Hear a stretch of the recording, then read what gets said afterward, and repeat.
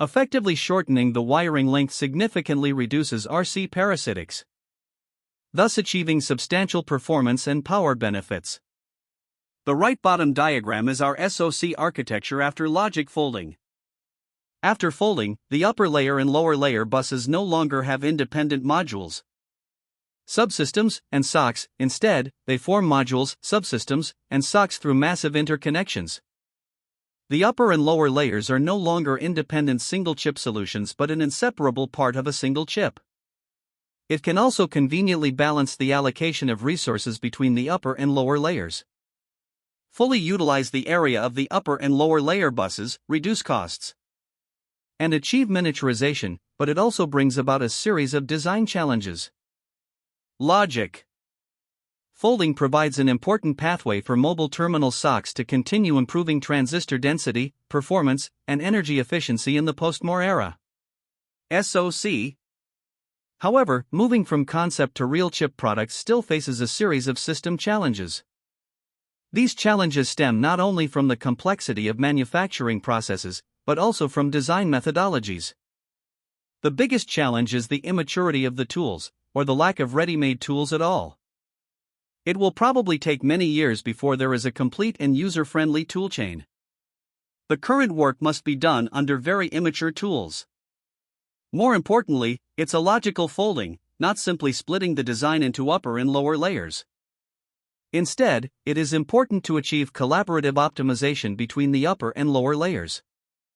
Achieve highly efficient interconnection of circuit resources to achieve better trace lengths and RC parasitism than dual location designs. RC. Achieve better performance and power efficiency than dual location designs. Next, we will address some key challenges in logical folding from technical concepts to engineering implementation. Discussion was initiated, and corresponding solutions and optimization directions were further analyzed. First, we faced the challenge of craftsmanship. Interconnection of massive crossband signals is the process foundation for advanced logic folding design. Logical folding cannot utilize the system repair mechanism of canonical design, achieving yields of tens of millions of HP interconnections, HP. There are high requirements for process windows and process control. Wafer-to-wafer construction is a chip-level construction, wafer-to-wafer. The upper and lower chips are assembled in one go. This means that if certain areas have defects, they may simultaneously affect a large number of slices. The P-level of ultra-high-density HP interconnects is very small and usually requires extremely high alignment accuracy. HPP. Additionally, the wafer surface also requires extremely high flatness. Hybrid bonding relies on copper to copper and medium to mate with each other, forming reliable connections. Hybrid bonding.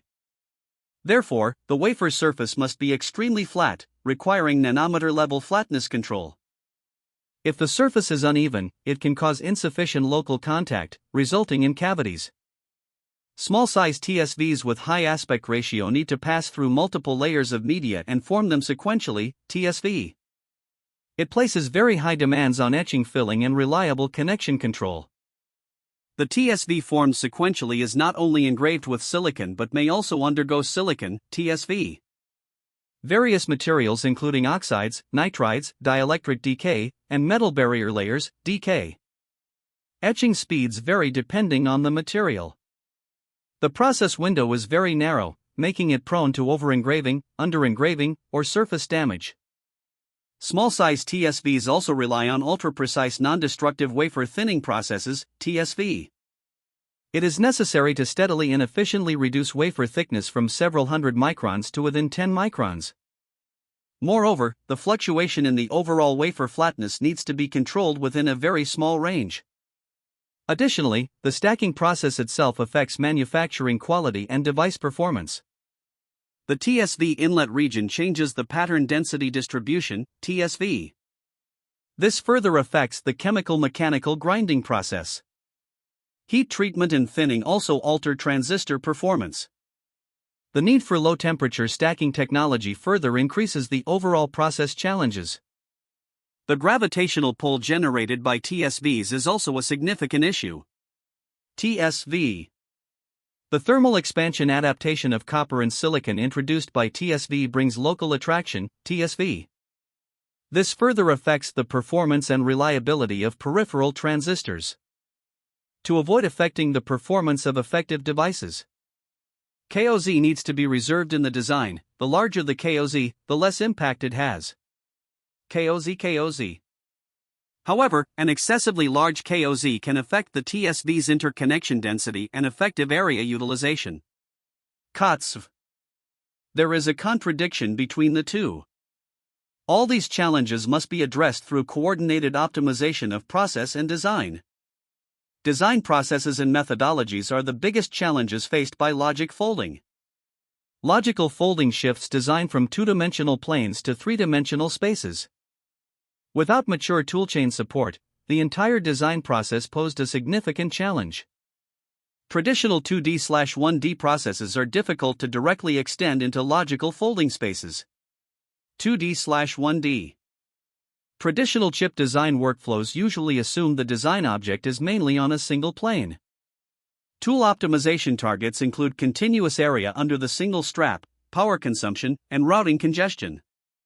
However, in logic folding design, the design object becomes multiple vertically stacked straps. In addition to strap internal interconnects, multi-strap ladders, hybrid bundle, and TSA interconnections also need to be considered. Timing paths across straps, power networks across straps, and thermal die contacts across straps must also be taken into account.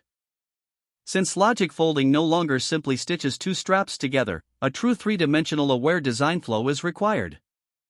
The top ladder step was added to address insufficient tool capabilities in advance and is crucial for obtaining the benefits of logic folding. Top ladders are an additional step introduced to compensate for inadequate existing tool capabilities, and they are also key to realizing the benefits of logic folding. Essentially, it is a reallocation of various circuit resources from traditional flat to three-dimensional space.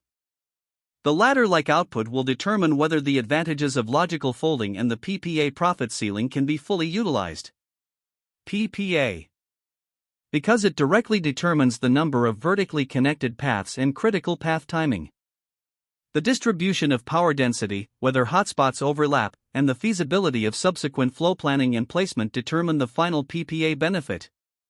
PPA. The challenge lies in the limited automation of existing tools for logical folding ladder climbing. Often, designers need to judge based on architectural experience and multiple rounds of testing. The physical design process starts from zoning. Every step faces the challenge of logical folding space and design optimization. There is great profit potential, but the complexity is also higher. Early decisions have a huge impact on the final outcome. All links are interconnected. Partition flow plan. Flow plan placement. Placement affects product SORMer, placement SORMer. The SORMer turns out to affect partitions, SORMer partition.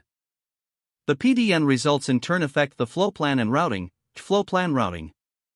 The results of SURF may also require repartitioning of modules, SURF. The output of the previous stage requires confirmation and feedback from subsequent stages to ensure its rationality. Even potentially overturning previous stage decisions. Design inherently requires multiple rounds of closed-loop iteration to meet the design objectives for vertical interconnect resources, timing convergence, thermal management, power integrity, and area utilization. By lacking mature logic folding ED tools, physical design heavily relies on human experience and intervention, resulting in low iteration efficiency and significant challenges to achieving the design goals within limited development cycles. Multi-generation timing convergence is one of the most challenging issues, mainly manifesting in two aspects. On one hand, the number of STA colors has surged sharply, STA color.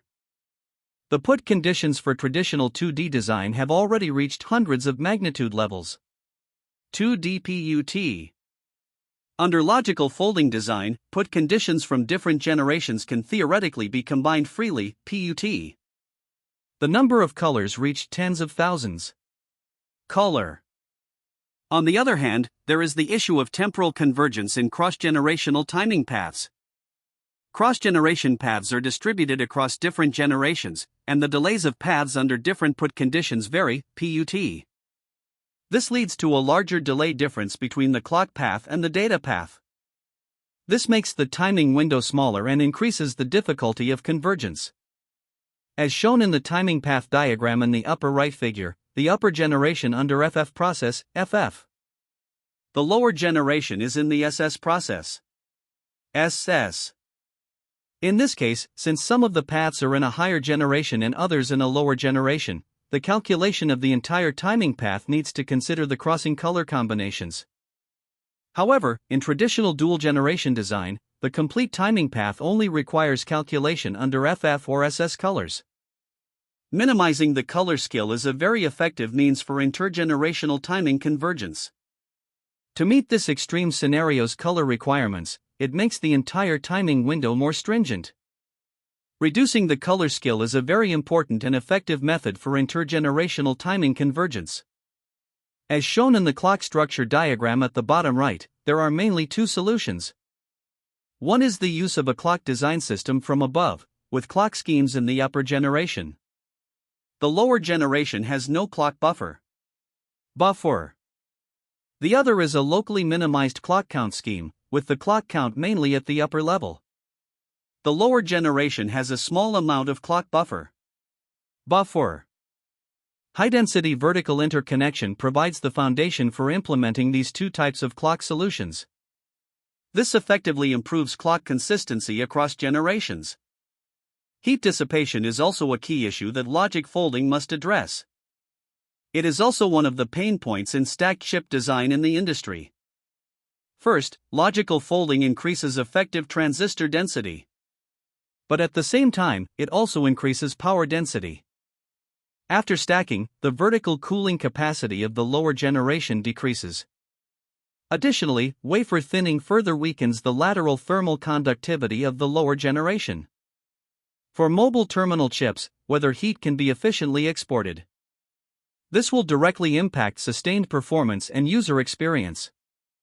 Our approach is to introduce partitioning of thermal values during the physical design phase.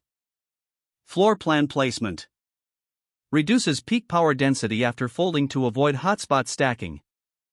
At the same time, the packaging and cooling solution are optimizing the heat extraction path at the system level. Actual results show that after the above optimizations, the placement performance of the system can be more optimized than traditional designs. Power supply and power integrity are another key challenge, involving three aspects. The first aspect is the allocation of top metal resources. In traditional 2D designs, top metal mainly serves power networks and long-distance signals. After LogicFolding, top metal also needs to carry a large number of intergeneration signals, making the wiring resource more strained. Tens of millions of HB interconnects need to be coordinated for signal, power supply, and long-distance connections distribution. The second aspect is the power supply issue from lower layers to upper layers.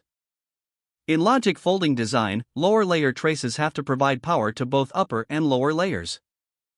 If the power supply in the projection area of the upper layer does not match that of the lower layer, it will further increase the complexity of the power delivery network design. The third aspect involves establishing a three-step process for power integrity. Compared to traditional two-tier power network design, the LogicFolding architecture introduces TSVs and HBs. 4 power connections. Due to the large number of these components, the complexity of power integrity analysis rises sharply. And a three-step process for power integrity in the LogicFolding architecture needs to be established.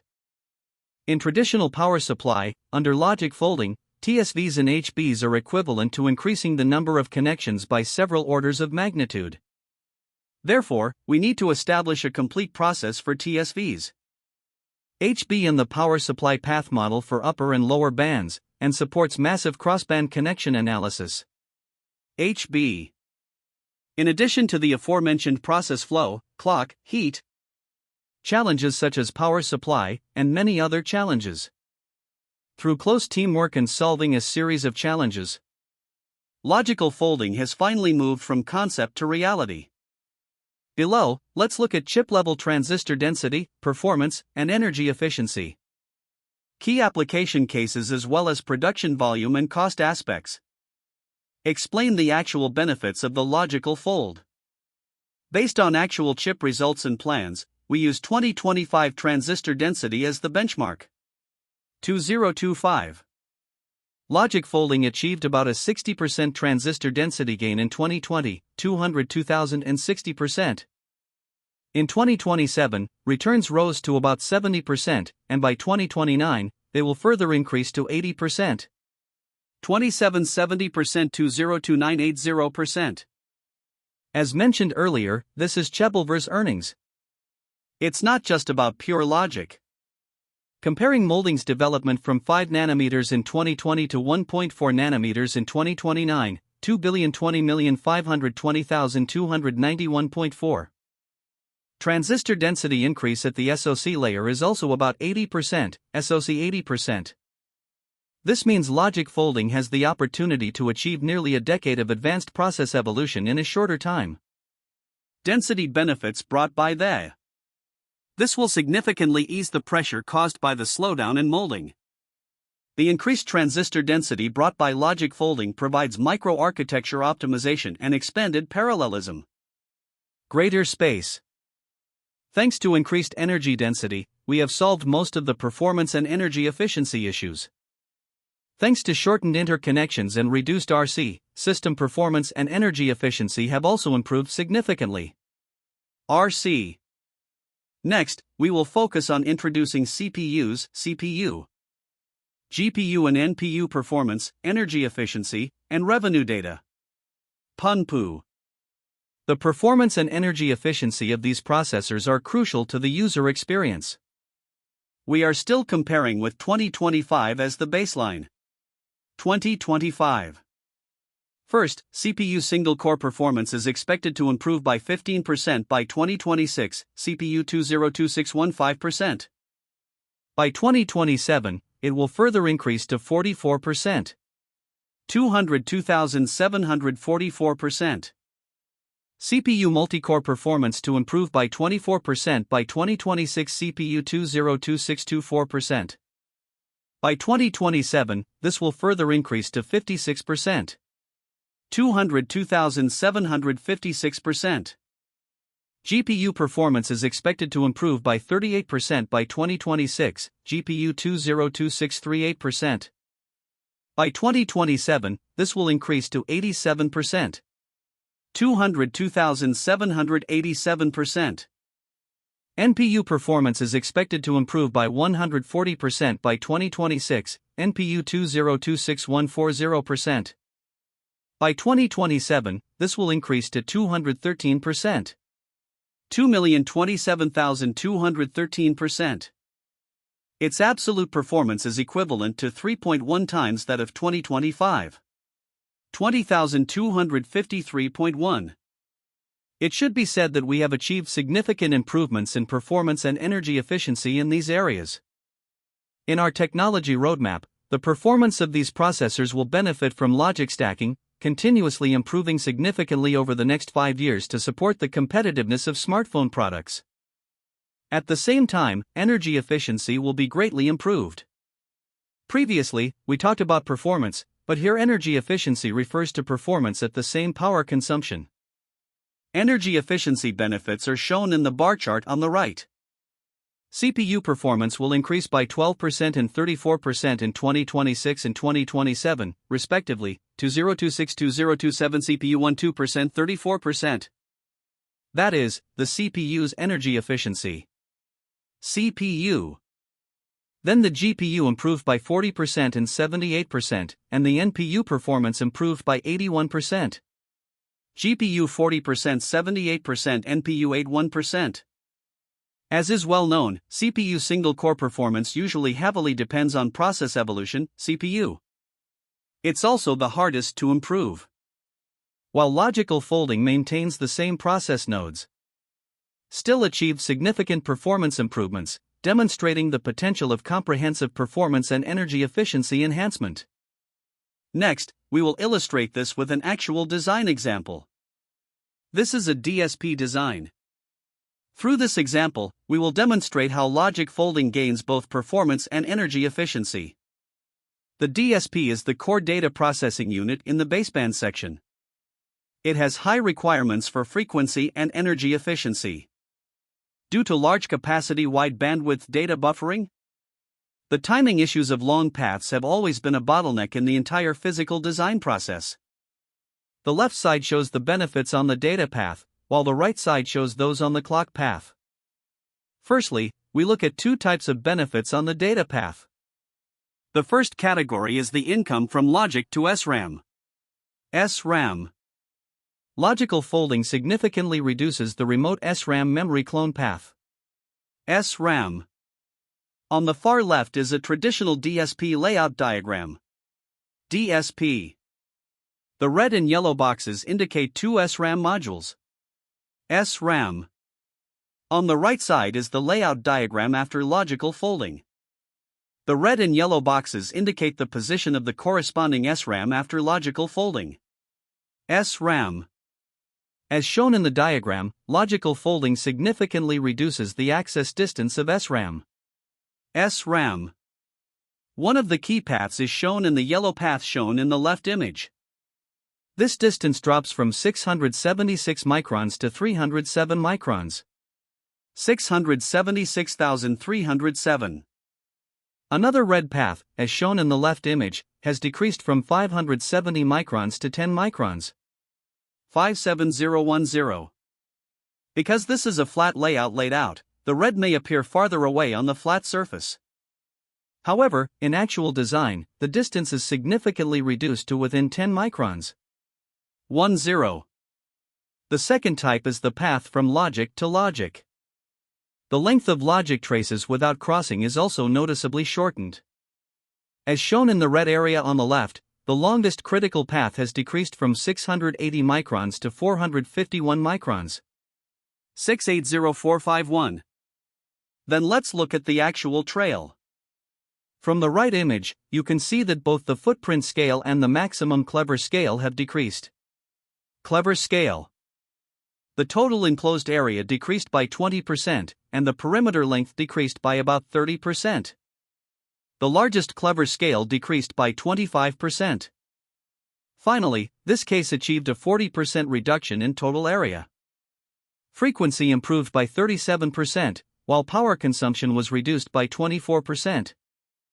This case demonstrates that logical folding can significantly shorten critical path interconnects and improve PPA. Finally, let's look at yield and cost benefits.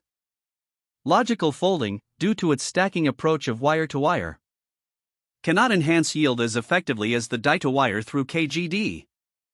The total usage rate after stacking two WiFo chips, WiFo. In theory, it is a combination of single-chip WiFo measurement rates, WiFo. Then multiply by the rate of stacked layers. If the single-chip WiFo has a lower rate, it will be even lower after stacking. WiFo. This question has also troubled us before. However, after deeper reflection, we found that the volume rate does not deteriorate. Instead, there is an opportunity to gain benefits in volume, rate, and cost. Single belt yield increases, with overall rates comparable to two-layer. First, after logical folding, the size of the upper and lower single belts is significantly reduced. Second, the rate loss introduced by high-rate, high-efficiency folding processes is almost negligible. We have done so that it can be almost ignored. Third, by combining rate-friendly design and fully utilizing the process advantages of both upper and lower layers of belts, it is possible to achieve yield and cost benefits compared to the two-location solution. Actual products show that compared to the two-location solution, logical folding can achieve good cost benefits. To summarize simply, logic folding mobile terminal SoCs have proven in practice, SoC. Logic folding can significantly increase the density of internal tubes and achieve excellent performance and power efficiency, opening up new space for the evolution of mobile terminal SoCs. SoC. PPA returns for logical folding are strongly correlated with vertical interconnect density, PPA. Advanced stacking technology is a prerequisite for its implementation. Logical folding is an architecture with high design complexity and high potential for PPA improvement. Ideal PPA benefits require multi-level coordination and optimization efforts. Enhanced tool capabilities can significantly improve development efficiency and release greater PPA improvement potential. Logical folding is a successful practice of Moore's law and is a feasible and sustainable path for mobile terminal SoC evolution. My presentation is concluded here. Thank you all. Please come up on stage, ladies. First, it's like this: the upper and lower layers are hybrid binding, not TSV, so our density is very high. Hybrid binding, TSV. Now, our entire design should be. Our first generation was designed with 50 million connections. 5,000. So it can very easily implement the solution we just mentioned. The next generation has the easiest clock count. It's your clock count, right? In many cases, the clock count below doesn't even have a clock buffer. Clock buffer. In some next-generation scenarios with relatively high logic complexity, we can divide the next-generation design into multiple distributed clock domains. But this clock domain is very small. In fact, we have also done many cases where the clock domain is just one layer of buffer, with a maximum of 2 layers of buffer. Then, its clock source should come vertically from the above clock network. If your HB density is very high, this can be done easily. Thank you for your question. Next question, gentlemen. Please. Hello, I am Wang Mo Yan from ISCAS. The question I want to ask is, we saw you mentioned logic comparison can significantly reduce power consumption, but it also brings a cooling issue. So I wonder if this means the technology will be used in data center scenarios. Greater impact. Or to say the same question extends to a more abstract and distant form. Do you feel that in the future evolution of craftsmanship? To optimize power and power consumption. In battery-saving scenarios, such as mobile phones, and to ensure heat dissipation doesn't exceed limits, such as cooling centers. Will these two processes take completely different paths? In other words, will the technology eventually fork in its process at some point in the future? It should be said that past work mainly focused on a single field in mobile. But from my understanding, logical folding can also be used in data centers. Actually, a very crucial point is through logical folding, you have greatly increased the density of the process. So in the same space, you have more transistors. In fact, you can achieve higher parallelism within the same space.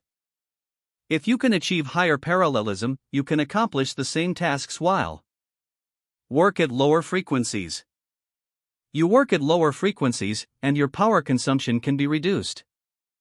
You can benefit from the reduction in power consumption squared. So, overall, you can significantly improve your efficiency. Therefore, for the same work, if your efficiency improves, your power density should decrease accordingly. In high-performance computing and similar fields, in my opinion, logical folding still has broader potential. Gao Bin from Tsinghua University. Thank you for your presentation. I have 2 questions. One is about the perception of a report with only 2 layers. Logic folding. That future generation. How many layers do you estimate it will stack? Is there any planning for this? And regarding the p-value of hybrid bonding, what is its b? This is a question. Another question is how logic folding will combine with these advanced technologies. These 2 questions. Thank you. First, sorry. I remember the first one, p-value, right? P. Let me get back to this first. First, as mentioned in today's report, the overall interconnection density is highly correlated with the profitability of logical folding. So overall, as we have seen over time, the increase in interconnection density brings significant benefits to PP revenue. PP. So in the future, our p-value will continue to decline. P. As for this part, we should say we're still quite aggressive. Then the first question, The first question. Will it be stacked in the future? Multi-layer, huh? Multi-layered, Here's the situation. With the needs of future technology, right? To compensate for the slowdown brought by Moore's law, we definitely need to go from 2 to 3 layers, or even multiple layers. So we should say we're in this area, right? Research has already begun and should be in the near future. We should have products on the market. That's all. Thank you, Doctor. Okay, thank you. Next, let me introduce Huawei's most successful scientists. Huawei's PhD, Xiaojin. He is the chief architect for Kunpeng in Assen. Welcome, Doctor. Hello everyone. I am the chip architect for Huawei Xiaojin, Kunpeng, and Assen. If the Kirin chip just now looked like a beautifully crafted sports car. Next, we will showcase the data center chip. Like a large tractor or truck. It is a great honor to be in the ISCAS session for the next half-hour, ISCA session. I'd like to share and exchange ideas with everyone. Against the backdrop of slowing Moore's law shrinkage and cost ineffectiveness. How our data center chips are based on the order rate. From the system, chip, circuit, and even device level, step by step to continuously fold time, what specific engineering practices have been implemented? What are our trade-offs and gains and losses in terms of performance, power consumption, and cost?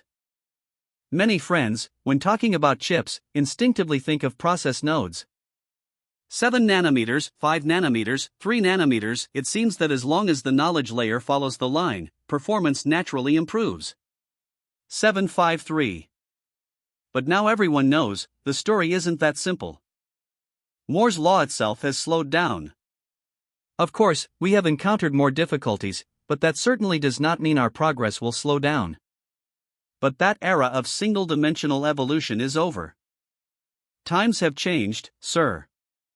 If we re-examine the underlying logic of electronic systems, we can see that advances in semiconductors have never been about geometric miniaturization of processes. Even if the process is miniaturized, it will ultimately settle into the dimension of time.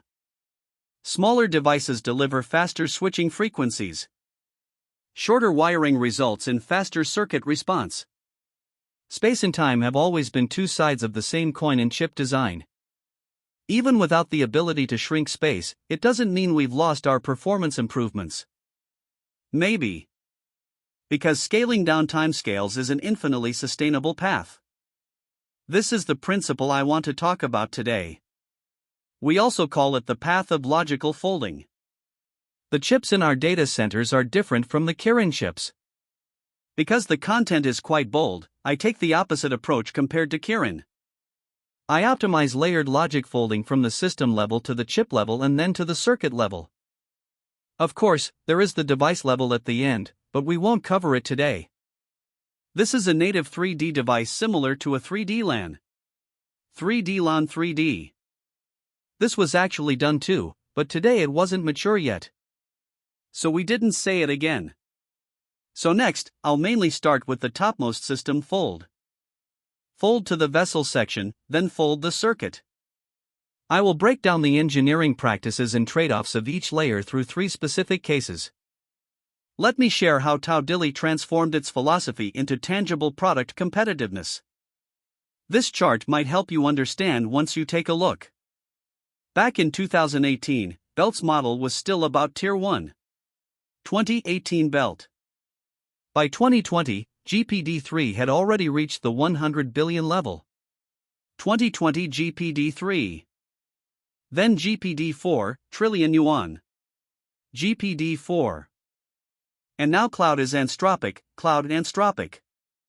This resident race has already reached the 10 trillion level of models. 8 years increase by 100,000 times. What does this mean? It's just like a gluttonous snake. You simply can't run it on a single chip anymore. We can only work with hundreds or thousands of chips together. Only then can this massive model be efficiently put into operation. But we're not just about putting chips together. Together, it can work. Without organized chips, all we can do is wait for each other, dragging each other down. The larger the model, the bottleneck is not in the individual chip itself, but in the interconnect. So today's real challenge is not whether we have many chips, but whether hundreds or thousands of chips can be interconnected like a single chip. Therefore, Huawei's SuperNode is not simply connecting 8 cards to 64 cards, and then 64 cards to 384 cards. We specifically customized high-speed, high-bandwidth UB buses, connecting NPUs, CPUs, and storage, and continuously compressing the passage time within the system. Accelerate the operation of this system. You can understand it this way. From the outside, it looks like a huge cluster. But from the user's perspective, your actual experience is, we want it to look, run, and use. They all look like giant chips, also known as gold chips. More importantly, the model size continues to grow. The scale of hypernodes is also expanding, from hundreds of NPUs to thousands or tens of thousands. NPU. We must continuously optimize connectivity while continuously expanding scale, continuously reduce latency, and consistently reduce communication overhead. In the process of making the system larger, it can be more efficient and faster. This process involves folding the chips, so many chips, into a stack. We call this our system folding. Next, we will look at an example of an ultranode and its system folding. This is a Huawei-generated 910C and a DeepSEC v3 implementation. NMOE is an interesting model structure. It doesn't compute all the parameters every time, but only a few experts. Actually, before last year, I thought that this MOE model couldn't be trained. But DeepSEC implemented it at the beginning of last year. And that's why I worked an extra year. DeepSEC has 256 experts, with 8 activated at each time. DeepSEC 2568. In theory, you feel this efficiency is extremely high. But in reality, when deploying in the cloud, because you need to serve many users, each user's activation expert is different. So you're in the cloud, and in the end, you still have to activate 256 experts. 256. So the best cloud deployment method is, you first activate all 256 experts, 256. Then they are assigned to multiple chips and wait. Allow multiple users to access evenly. At this point, who can make the deployment of these experts more dispersed? But the lower the cost for users to access, the higher the trust they have. It's like having 256 books, and each student has to look up 8 books, 2568. It's best not to pile them together, but to find a bookshelf instead. He arranged them one by one, so everyone could quickly find the books they wanted. This is what we call expert parallelism, or great expert parallel. The first image on the left shows our experts' parallel deployment practice. You can see the number of experts rising from 16 to 32, 1632. At this point, the largest group can reach 288 experts. 288. It's interesting here, on Huawei's platform. You can see that this curve can keep going upward, because each chip is responsible for only one expert at a time. Chip activation waits start with 16 experts. Each person needs to activate 55 gigabytes of expert waits. When divided into 288, each chip only needs to handle one expert. At this point, each chip only needs to activate 4 gigabytes, which means reading of 4 gigabytes capacity. If we require that the delay for each token is 50 milliseconds, meaning each user can get 20 tokens per second. Under this constraint, our single card can support up to 96 users continuously. When 96 users are active, the chip reaches its highest storage capacity. And at 96 users times the previously mentioned 20 tokens per second. This means 1920 tokens per card. 1920 token. Of course, if the customer requests to reduce token latency, token For faster tokens, we can look at the middle image. Token. This chart essentially means that if we reduce the number of users, when the number of users per SIM drops below 30, our customers can get about 17 milliseconds of T3017T. Token latency, which means 60 tokens per second. Token 60 token. This is about 5 to 10 times the speed when you open the beanbag in your hand. 510. With this diagram, you can see that in our hypernode, the entire communication accounts for about 23% of the time in the entire reasoning process. 23%. The industry's general deployment rate of supernodes is over 40%. 40%. What use are these numbers? Of course there is. We can now move to the image on the far right. The deployment of AI applications will ultimately return to how much each token costs AI token. On this indicator, this is what we call that even if your single card performance isn't the strongest, that's okay. You just need to increase the throughput of the entire system and keep costs down. Then your overall TCO can also form an advantage. TCO. This is the touty girl who folds up so many chips, achieving the best value. If we have a power supply in hand, we can do a simple calculation. 910C, I'm assuming the annual cost is about 40,000 renminbi, 910C. Then the electricity bill is about 10,000 yuan per year. In other words, the annual cost per 910C is about 50,000 yuan. 910C. If we work 24/7 non-stop, we just use 1920, 241920. 1,920 tokens per second, saving a year of seconds, 1920 token. Then multiply by 365 days. 365. Alright, actually you've got 60,000 tokens. Token. Dividing this way, we can see that the cost of DeepSeek v3 is about 1 RMB per million tokens. DeepSeek v3 token. Of course, I have two more data points at the end. One is utilization rate. These include, for example, losses in the framework and some fluctuations in time. But even so, considering these losses, compared to OpenAI, which now sells per million tokens, OpenAI token costs above $10 are also considered a competitive downgrade for the impact level. 10. This is a direct reflection of the land acquisition rate in system-level optimization. Folded 288 communication times between experts and users, 288. This maximizes the overall system efficiency. That's why we shouldn't ask what the process of a chip is. We need to calculate how many tokens it can process per second. Token. The previous page is actually a result. On this page, I want to explain the folding process more clearly, specifically, what exactly we fold. Many people simply think that MOE is a fast, all-to-all communication. MOE. In reality, it's far from that simple. Expert choices are actually random and lack regularity. Moreover, no expert knows who they will be chosen. In other words, experts can only passively wait and cannot act in advance. There's a trap here, which people easily overlook. Usually, people think that as an expert, I wasn't chosen. Then he could just rest directly. But that's not the case. I borrowed the recently popular movie MOE's Love Letter, MOE. Those who have seen it find it easy to understand. A traveler away from home actually has 3 states: going home, not going home, and another thing is losing contact. In fact, losing contact is the most regrettable scene in this film.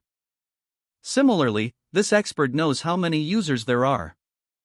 If the user tells them they have selected, but you don't tell them they didn't, then the expert will keep waiting to see if he is actually selected. In fact, this expert is the one who feels the hardest. So, you not only need to tell the expert that you have been selected, and tell the expert that he wasn't selected. Why does he have this problem? This is the harshest truth about the MOE project. MOE. The real communication pressure is not the communication of the selected experts. Instead, it was a vast number of small, unavoidable safety letters. Among 256 experts, this is a simple formula. 256. If each card has 96 users, out of 256 experts, 96256. Each layer of model interaction actually sends a total of 96 by 8 by 7K selected packets per message phase, 96 by 8 by 7K. But there are still 96 by 248 by 2 bytes of unchecked packets. 96 by 248 by 2. This 2-byte package tells the expert he was not selected. 2. Altogether, that's actually 7 million emails. 700. And only 4% of these are large packets ranging from 7K to 14K bytes. 4% 7K 14K. 96% is 2 bytes informing unselected packets. 96% 2. If we had to package and transmit every letter through parsing.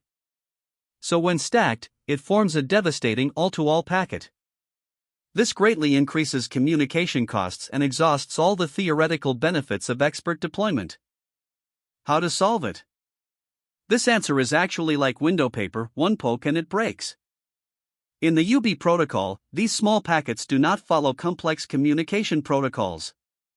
UB. Each user program uses a global address directly to write via the bus, post-write. Write it into each expert's inbox window, in the memory window. Yes, when you code, you write the program directly. Store 1, store 2. Store 3, always storing 256. Store 3, 256. The truth is actually that simple.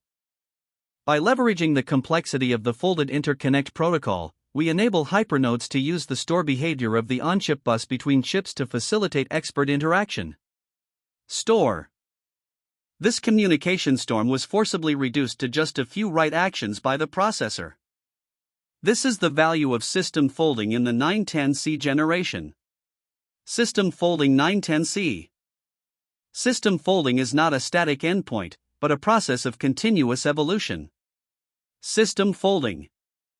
In 2024, we launched the 910C hypernode. 2024910C. This is our first time launching a supernode. It folds 384 NPUs, with a total UB interconnect bandwidth of 300 terabytes. 384 NPU UB300TB. This year, we are launching a generation of 950 generation supernodes. 950. Its folding size can be increased up to 8,192 times, 8192. Interconnected bandwidth soared to 16 PB. 16 PB. And in 2028, 2 years later, I won't discuss its scale here. 2028. Because we are actually introducing something new, called the Huawei 8 Tbps NPU optical module. Huawei 8 Tbps NPU. This is a brand new bandwidth that brings out a new kind of bandwidth in an extremely small space. A single port directly outputs a one-way 8 Tbps optical module. 8 Tbps. Yesterday, Mr. He's materials already described this issue. I've also put the photos here. There are also real objects in the corners of the venue, so if you're interested, you can go and play with them. It represents a larger scale time fold. Everyone actually knows one thing: when Huawei serial signals exceed 200G, 200G. At that time, copper as a medium was very troublesome. Because the signal attenuates rapidly with transmission distance. So you have to concentrate a large number of chips at a certain company. But even so, for every segment of the signal transmitted, you have to layer an intermediary. This leads to extra delays. So our approach is to choose an NPO. NPO. Divert all the chip's bandwidth to the light at once. We believe the NPO is the best optical interconnection solution for PETA's next generation ascend. NPO. The CPU is too close, making it hard to handle heat and integration issues. CPU. But LPUs are too far away, and it's very difficult to achieve 200G direct drive wires. LPU200G. So NPOs are just right, just like weights and measures, NPO. A little more or less is not good. Therefore, the transmission distance of high-speed signals on copper can be seen in the diagram. In fact, the transmission distance of high-speed signals over copper is only a short segment between the ISCAS chip and the optical module. Maybe about 5 to 10 centimeters, 510. Then it enters the light. The biggest feature of light is that it hardly attenuates with distance. So the high one creates an extra large folding space. High 1. You can draw a 100-meter barrier, then you ascend 100. Even if the ascend 910 is spread across 2 data centers, 910. As long as you haven't broken through the barrier, you can still make this supernode form a 1. The ultra-large chip makes it impossible to feel the distance. Chip. Moreover, this NPO uses linear direct drive, so its latency might not be handled properly. NPO. It's even faster than the interconnection of copper inside the frame. Additionally, I want to say that there is actually another value. It is restrictive.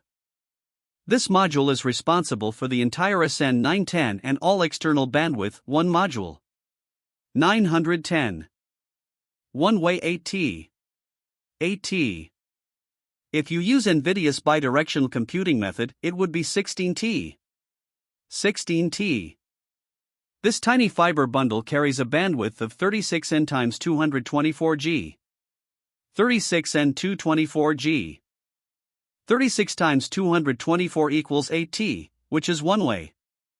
36224 This optical fiber, the white one, is generally a bit thinner than your phone's charging cable. Suppose I have 64 SN 960 chips in one cabinet, 64960. As for the total number of external wiring in the cabinet, since I used split light here. So one optical module splits into 2 blue fiber heads. So in the end, you'll see 128 cables as thick as USB cables outside the rack. 128 USB. But yellow fiber. You will never have the chance to carry hundreds of kilograms of cables again. High one has another interesting possibility, the top fold. High 1 TOP. Often, the traditional top structure is basically fixed when we start the game. Top. All subsequent top changes require rewiring, top. Reconfiguring routes is a huge workload. With this all-optical routing, you might concentrate all the complexity of interconnection into the switching cabinet. Of course, you can still convert light to electricity and then use electricity for exchange. But if you are willing to choose things like light shuffle or OXC, shuffle OXC, then you don't need to change the server cabling or the high one configuration, high one. You only need to switch the optical switching structure or reprogram shuffle, shuffle. Or maybe modify it with OXC, OXC. You can be compatible with different top structures or other structures. Top. This is a continuously evolving future for TOBA subscription rates on supernodes. It not only compresses the distance of data transmission and the complexity of interconnection. This further compresses the changes in the top structure. Top. The flexibility and scalability of next-generation hypernodes should reach new heights. If system folding improves the performance of multi-chip systems, but you still wonder what to do if your single-chip performance is insufficient. What should you do then? So I will now zoom in on our second-level logical folding. Cheap folding. I will first use this left diagram to illustrate the folding strategy. If we expand using 4 edges, that would be the outer I/O ring. I take over the 20 by 20 tape, I assume a 20 by 20 tape, which is 400 square millimeters in area. If we still use the 2.5D method to combine it with micro bumps. So the spacing between micro bumps is about 40 microns. Micro bump 40. Let's assume each side can have 6 rows, so the total number of I/O is this 6 I/O. 500 by 6 by 4 edges, 12,000 I/O. 500 by 6 by 4, 12,000 I/O. That's too little. But if you want to cover the entire chip plane with microbump, then stack the two chips face to face. What you get is an n-square interconnect density. N. Still this 400 square millimeter strip. 400. Microbump we can go up and down to about 20 microns, microbump 20.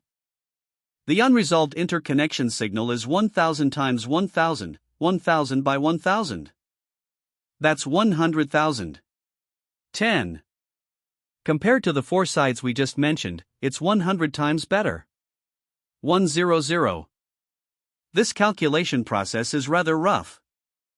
Because when you're 2D, if you use it side by side, you might not have 6 columns, and of course, you have some other expenses. 6. But in reality, the results of practice are about the same. Cheap folding. First, you can't flatten the chip, you have to use the z-axis to fold the chip. Z. And this kind of vertical signal is actually better than horizontal signals. Because it is shorter. It has lower load capacitance and lower power consumption. It's very useful. So, just like system folding, this kind of chip folding, users still have no sense of multi-chip functionality. So in the end, it is a single super chip. Single super chip. This is our Kemp 950, which is our first generation chip folded 950. Super chip, super CPU. I posted the photos too. There are physical items over there too. Because when the z-axis is folded, you won't feel like it's a multi-chip when using it, Z. You can't even tell by looking.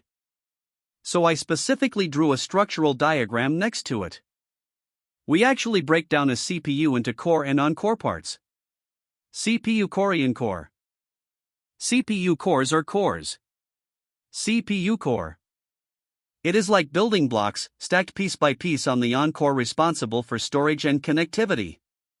On-core. So it's not a traditional chiplet. It's really not just about stacking two pieces in 3D. Instead, it splits the logic that was originally on the plane, then folds and reassembles it. It not only demonstrates the performance of a chip, but also shows that the chip's unit projected area is significantly larger than 2D. We have improved by about 33% compared to the previous generation, reaching around 130 million transistors.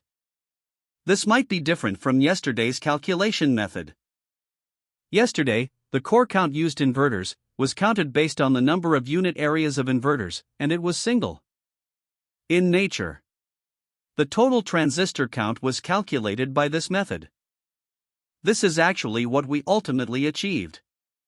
And our supply is newer than the previous generation of Kirin, while the previous generation of Kirin's supply. So the number of transistors is slightly lower than this. But in reality, you are much higher than in 2D. But the number of transistors brings more than just an increase in the number of cores. With larger cache, the overall performance and energy efficiency of the device have truly benefited. The overall chip's performance has improved by 78% compared to the previous generation, 78%. Its performance is significantly higher than the 4 nanometers processor in the industry from the same period. 4 nanometers. Energy efficiency has improved by 37% compared to our previous generation, 37%. This is the benefit brought by folding 3D chips. 3D. This chip folding is different from traditional arbitrage methods. So I opened the practical experience of the Huawei 950. You can see for yourself. It's not just pressing down and sticking two chips together. It's already being brought up now. We actually need to find ways to make shorter, denser interconnections. There are also abundant line resources that can be fully utilized. Today, I'll just briefly introduce these points, because the detailed methods behind it are key to our subsequent high-performance designs. But thanks to chip folding, we have short yet abundant vertically connected resources. We directly designed a global 3D clock network.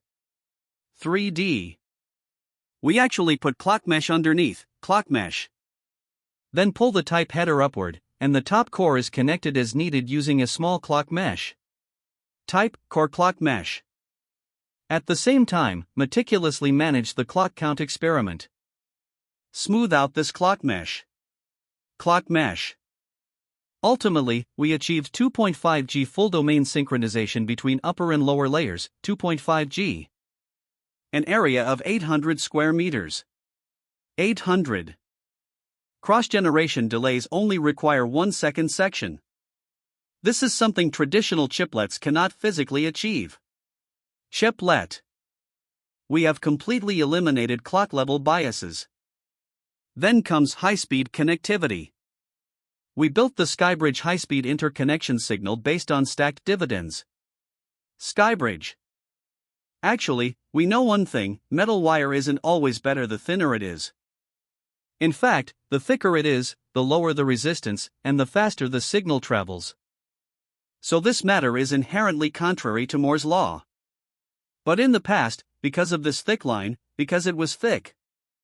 So your number is very small, and you can only transmit some key signals. But after I fold it, look at how many resources I have. I have a total of 14 floors in the top, 2 floors in the middle, and 12 floors below, 14212. I have a total of 28 layers of metal. 28. The key is that inside the 28 layers of metal, I have 2 layers of MZ on top 2A2MZ. The middle 2 layers of metal gates and the bottom 2 layers of metal gates. 2. I have 6 layers of top metal and back metal. 6. A total of 6 floors. 6. These 6 layers of metal allow the entire chip's NOC to be biased to the bus.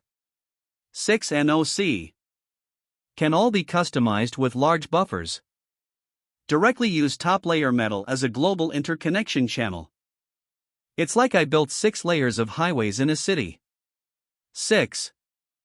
And this device is 2.5G. 2.5G. Just like the 2.5G I mentioned earlier. 2.5G. The maximum interval between registers and 1-beat register is 4 clock cycles. 4. 000 microns, which is 4 millimeters. 0004. In other words, the number of lines on this highway is 10,000 kilometers per second. 1. From one side of the chip to the other, 800 chips, 800. It takes 3 nanoseconds to transfer from one side to the other. 3. This also means we leverage the extension of the z-axis Z. This greatly reduces latency in the interaction between the original chip's X and Y axes. XY. This is also the practice of reducing soil permeability. The final point is power supply optimization. We designed a 3D column-based programmable architecture. 3D. We use a weaving method in a crisscrossing pattern, much like weaving bamboo mats. It can be flexibly divided into multiple zones, and we can break them in the middle. It supports vertical stacking of wires, allowing us to achieve different processes. And it has either 96 big cores or 144 small core systems, 96144. 192 small cores, 144 medium cores, with variable specifications. 192144. Because there is another key point in the power supply LDO. LDO. Just now, everyone mentioned the issue of power supply. In fact, another advantage of folding is that power supply has shifted from a horizontal method to a vertical one. A vertical approach. Vertical power supply paths are greatly reduced. The significant shortening of the power supply path brings a major benefit: my power supply unit. For example, LDO, which can quickly respond to changes in load. LDO. So in this vertical LDO, we can save 40 millivolts of power supply noise. LDO, 40. This not only optimizes the performance of the salt extraction. This has further optimized the supply of salt. Based on these 3 points, Kuanfeng 950 folds through the chip, 950. Not only did they obtain more transistors per unit area, it also adds more CPU and cache, CPU cache. Through an integrated design with clock interconnection power supply. When multiple chips are folded together, they look like a single chip. And it performs better than multiple chips that don't fold before. When we optimize multi-chip performance through system folding. And by folding the chip, the performance of a single chip is improved. But you say I also want competitiveness in certain specific functions. What should be done? Coincidentally, Intel's CEO mentioned at a summit earlier this year, CEO.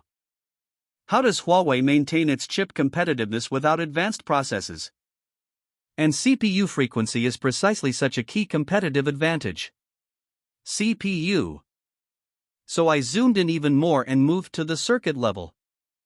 Circuit folding. Let's answer this question using circuit folding. Actually, this method is similar to the one we just used to make a full adjustment. But we have different experimental projects. We can still. Yes, let me answer this question. Let me first quote a chart from the industry. The image in the lower left corner actually comes from the internet. A well-known example is gate delay versus interconnect delay. Gate delay versus interconnect delay. In fact, as the process shrinks, the transistor itself is indeed continuously reducing latency. However, interconnect latency is rising rapidly. Because, as mentioned earlier, the thinner the wire, the greater its resistance. The smaller the line spacing, the larger the capacitance. The larger the resistor and capacitance, the greater the interconnect latency.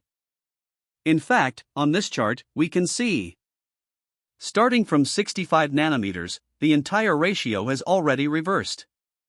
65. When it comes to advanced processes, chip latency. This delay is actually already done, delay. It is a core bottleneck in high-frequency chip design for advanced processes. Many times, the CPU bottleneck isn't because the transistor isn't running fast, CPU. It's that the interconnection delay between transistors is too great. So we still use this approach, using the logic of our original 2D plane being overly unfolded, 2D. Folding it into a circuit should be called packaging. Actually, it was the same as the Kirin just now. Reorganize it by stacking it to make it more compact. Because the area is originally one plane, when you can use two planes, the entire area has shrunk. This shortens the traces between transistors. If the cable is short, the frequency naturally increases. And there's another point that most people might not have noticed. After the logic aggregation degree increases, besides shortening the logic length, the logic aggregation degree, the clock rate can also be contracted. The pressure on the clock OCV and skill is also more controllable. Skill. Yesterday, during a meeting, someone actually asked a question. It's all about what kind of design is suitable for folding. CPU is one such example. CPU. There are several typical critical paths in the CPU critical path. This is the critical path. You can go see it. For example, if branch prediction fails, you need to apply the entire pipeline. Flash it off. Flash.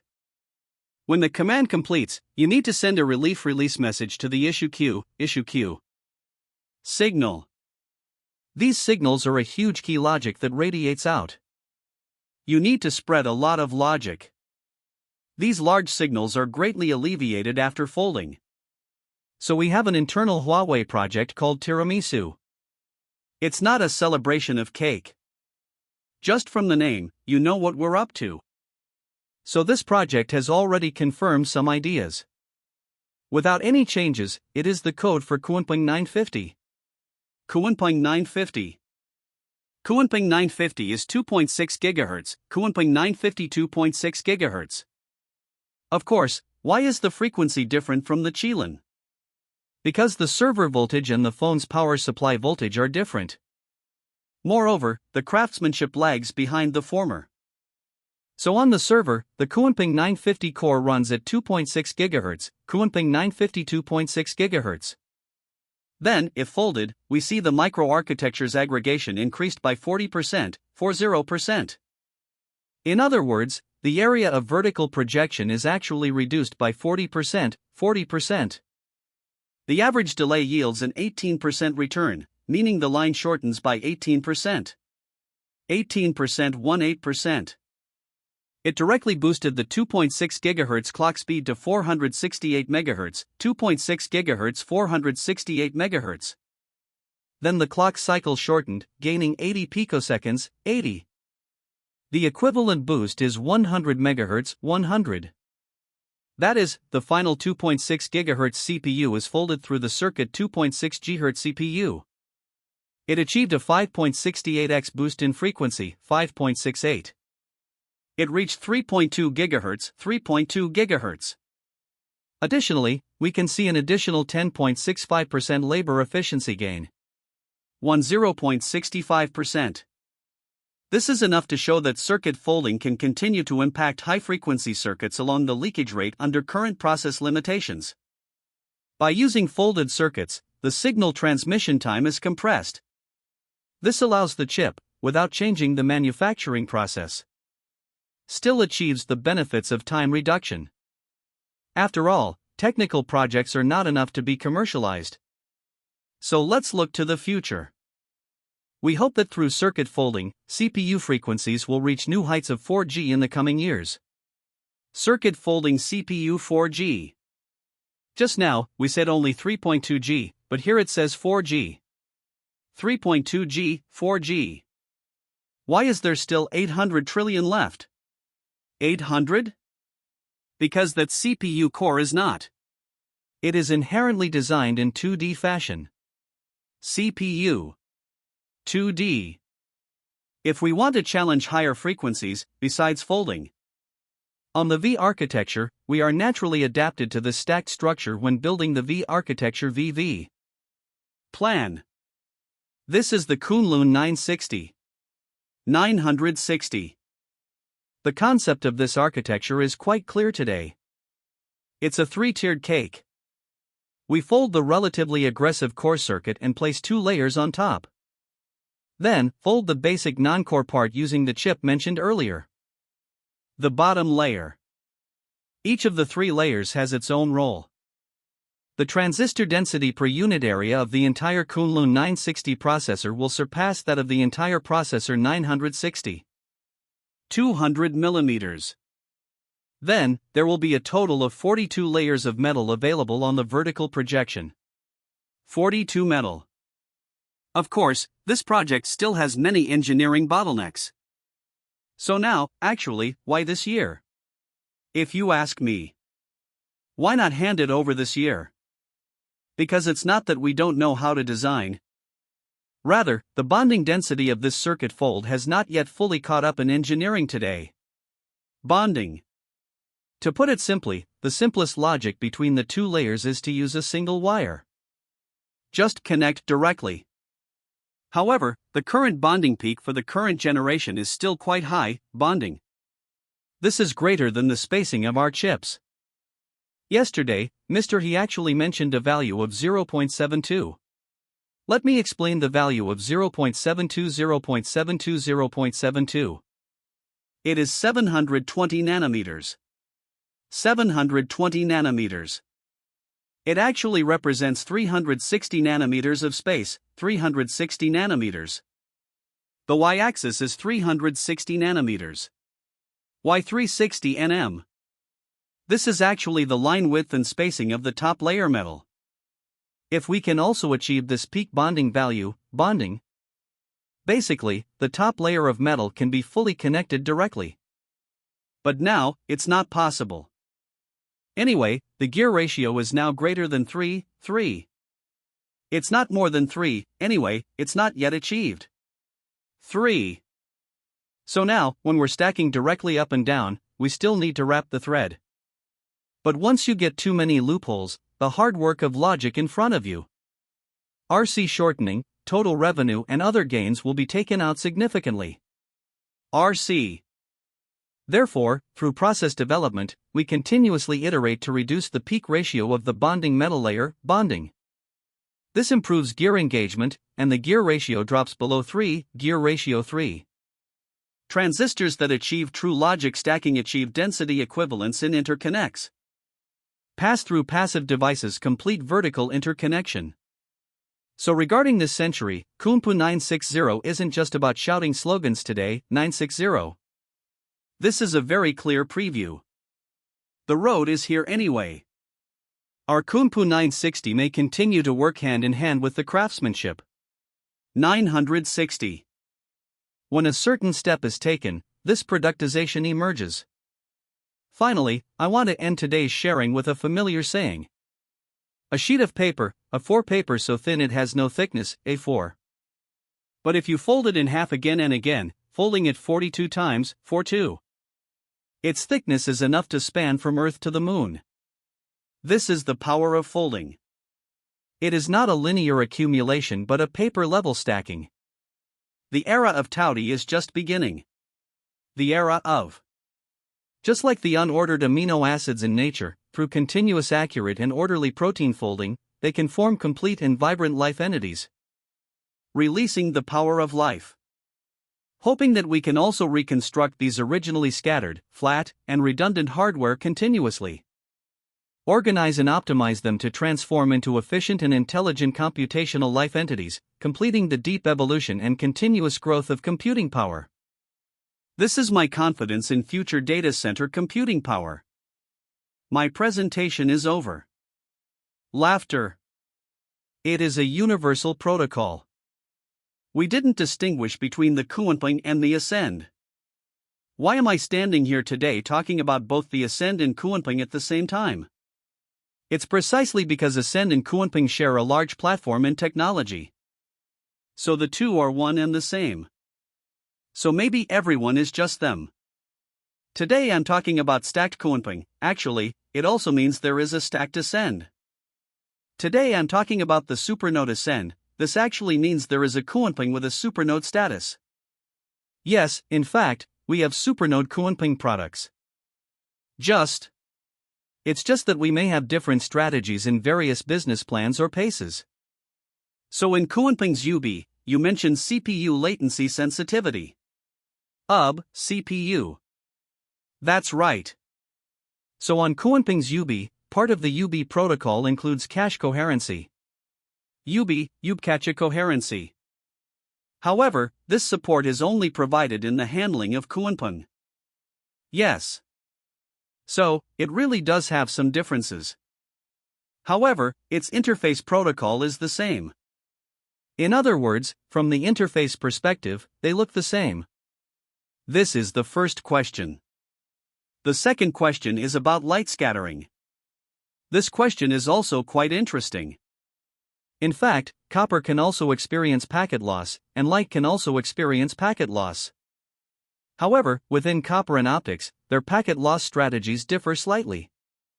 They all have very low probability occasional packet loss. And this kind of occasional packet loss, between points. The UB protocol has a redistribution mechanism. UB. If you occasionally lose a bag, it's okay, it will resend it. But light does have a kind of disconnection. And disconnection is not simply this end-to-end P2P point. P2P. Packet loss can't be solved. You need some higher-level ways to solve problems. The first may require hardware, and what you can do is take a possible detour. But this is actually not easy to do and is quite complicated. So in most cases, if the light is cut off, it is very likely not just a few nanoseconds in scale. It is definitely millisecond, microsecond, or even second level. In such a dispersed and discontinuous situation, you must involve the upper-level software. This is the answer. Thank you for the question. Next question, gentleman in yellow please. Yu Zhanle from Haiguan Company. I am very grateful for your wonderful speech. The content of the speech as a semiconductor participant is also very inspiring. But I want to ask a question, which includes the report just mentioned MO. The slowdown of the air law. But I was actually thinking, our Taba law. There is no slowdown problem. Because you mentioned me at the end of your speech. Then fold, twist, break, and suddenly it's very high, very high, very high. But the problem is that the example you gave actually proves. It means that when I fold infinitely upward, the distance between registers shortens. Actually, it hasn't shortened, instead, it's extended. So my question is based on the logic fold you mentioned. Where is its theoretical ceiling? First, let me answer the first question. Logic folding is a relatively abstract concept. Logic. It represents that we are all people who work in numerical logic. And those who simulate logic. So when we talk about logic, we mean that our circuit has folding. I'm not saying I absolutely want to use chips for stacking. Folding and stacking are not the same.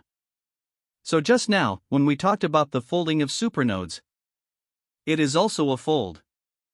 It is a system-level fold oriented toward abstraction. It's the folding you abstract from logic. So we don't necessarily rely on how many layers I stack. This refers to the folding process, including the transistor itself that can also be folded. It's not that you have to stack wafers, transistors can stack as many layers as possible. Wafer. So in terms of the folding process itself, it's not that you have only one path. Instead, 4 dimensions are parallel simultaneously. So it's not a single action. It has its own approach in each dimension. Suppose I divide 42 by 4, so for each scenario, you can find 10 scenarios. 42410. But how long do you think it can last now? Up to today, I don't think I see anything that won't work in the short term. You may encounter obstacles. Because I still have a lot to do right now. Maybe I will encounter new obstacles after a few more steps. But as engineers, we ourselves discover obstacles. Then solve the problem. Gentlemen? Teacher, hello. I am a student from the Institute of Microelectronics, Chinese Academy of Sciences. My name is Zhu Jinyu. The teacher's report was very inspiring. I would like to ask about testing in chips. A system with multiple folded chips will be very complex.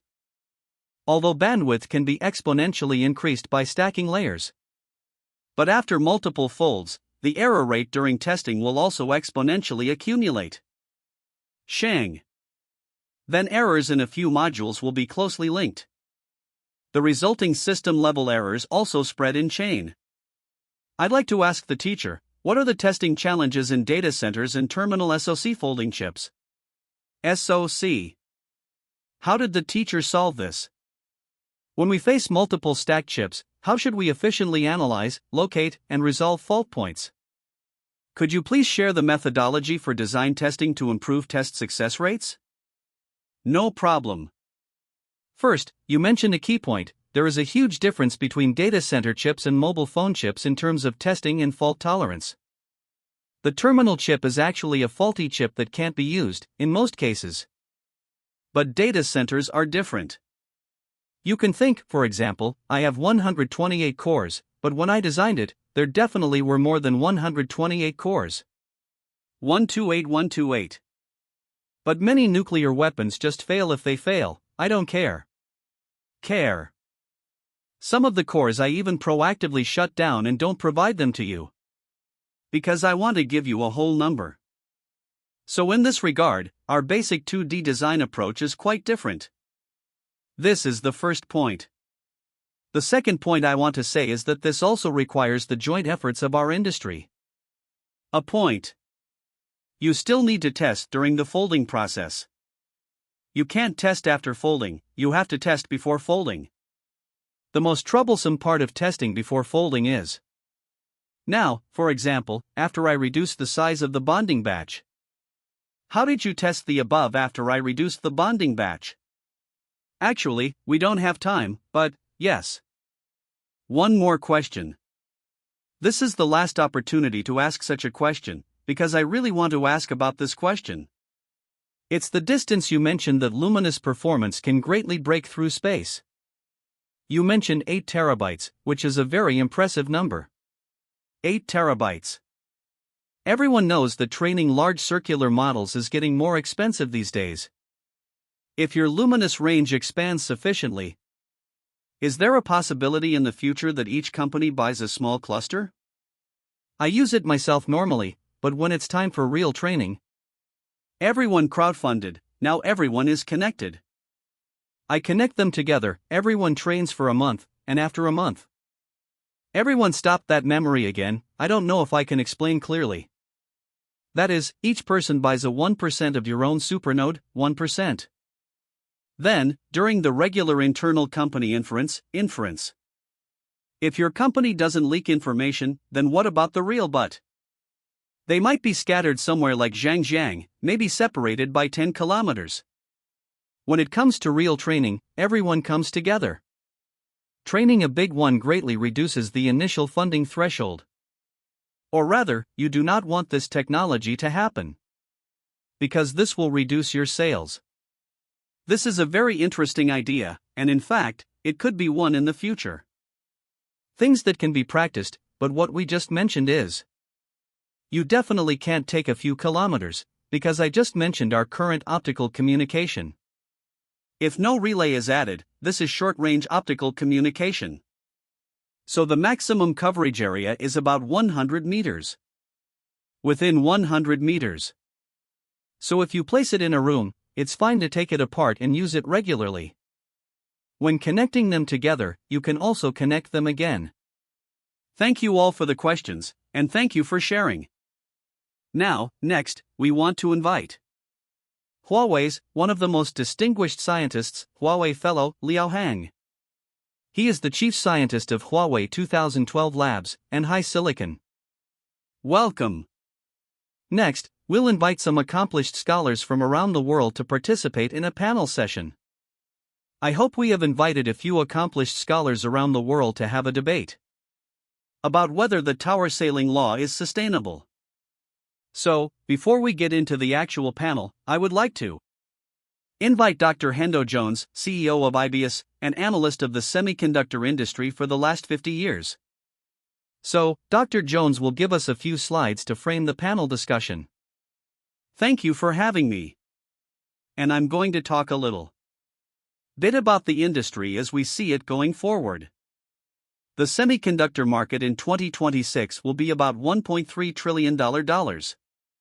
My company, ISCAS, 3 or 4 years ago, projected semiconductor market to be $1 trillion in 2030. What has happened? Initially, generative AI, reasoning AI, and agentic AI. So, in addition to the market being $1.3 trillion in 2026, it will be $3.7 trillion in 2035. $3.7 trillion. However, the costs are going up. This table shows the cost for tooling for 50,000 wafers per month. And in 1.4 nanometers, it shows a cost of $30 billion. Now, in 2030, not 2035, we will need between 350 and 400,000 wafers at 1.4 nanometers. So, at $30 billion, and 7 times $210 billion. And packaging will cost probably another $100 billion. And packaging costs are going up at a faster rate than the wafer fab costs. And packaging is the most important factor in terms of new technologies today. So, you also have to add, of course, the wafer fab facilities. By the way, coming back to this slide, you also see wafer prices. We do wafer costs, wafer prices, and 7 nanometer wafer costs today with about 65% margin is $10,000. The 1.4 nanometer wafers will cost $42,000 per wafer. 14-layer metal. So, that's a huge increase. So, if you can do something at 7, you don't have to go to 1.4. It's a huge reduction in cost per wafer. So, this shows the capital expenditure trends. Basically, the capex is now the capital expenditure of the semiconductor industry. We're talking about $800 to $900 billion in 2035. So, this is a huge number. And then, of course, the other factor we have in terms of the industry is the transistor costs. We show basically transistor cost going down to about 5 nanometers and then flat. But a more interesting factor related to this, though, is the chip cost. So, the chip cost for a smartphone at 7 nanometers was about $7. In 1.4 nanometers, the chip cost would be about. How can a smartphone that sells for $160 pay for a chip cost of $80? And, of course, you've got the memory cost because today, basically, I've gone up dramatically. So, we're showing the cost of scaling increasing dramatically. TSMC can afford it. Can anybody else? No. The good news is that when we do go to Agent ICAI, the cost of designs goes down 50%. So, today, we can talk about $1 billion design. With agentic AI, it'll be 500 million or less. So, of course, the number of designs can double. But there's a shortage of capacity. So, from what I've seen so far in folding technology, by the way, this is revolutionary. I mean, this is going to change the industry big time. And again, we'll talk about it in the panel session. But this is a big deal. And again, obviously, the key issue now is setting the manufacturing capacity and also the design ecosystem. So thank you for having me. And I look forward to the panel discussion. Thank you so much. Next, I would like to introduce our panelists. Professor Giovanni Demicelli, EPFL, Director of Integrated Systems Lab, Scientific Director of EcoCloud. Giovanni is a pioneer of EDA and network-on-chip technology. Professor Chun Iran, from Duke University. John Cook, Distinguished Professor of ECE, Director of NSFAI Institute, Athena. Professor Chen is an accomplished scholar in AI hardware, HAI, and neuromorphic computing. Professor Wu Huaxiang, Tsinghua University, School of Integrated Circuits.